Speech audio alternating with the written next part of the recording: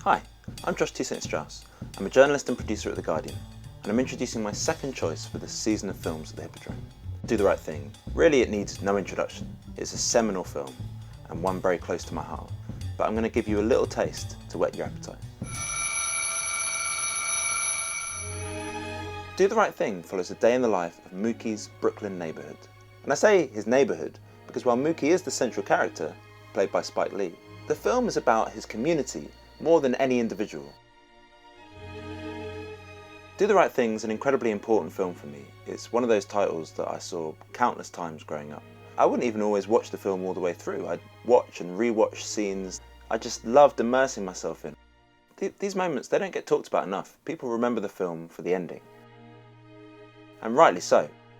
It's probably one of the most effective and powerful films at tackling police brutality. But the film says so many more things than just that. For the personality and the intimacy and the sheer character of this film, it just deserves to be watched over and over again.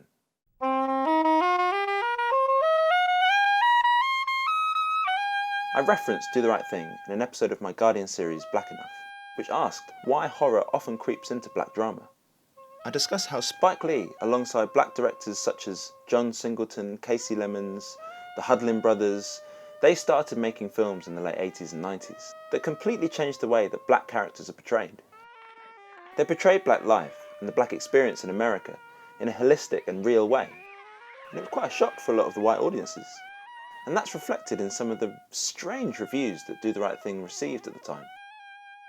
Lee spoke about this in a Rolling Stones interview. He says 2 critics wrote about how they believed black people would riot after seeing the film.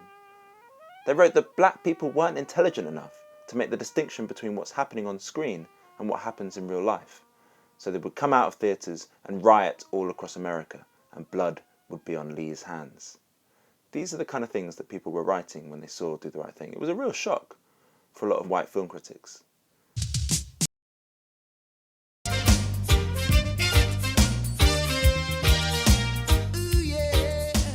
To this day, Do the Right Thing feels brave and fresh, and maybe more relevant now than it ever has been.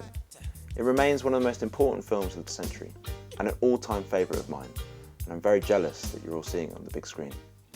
Enjoy the movie.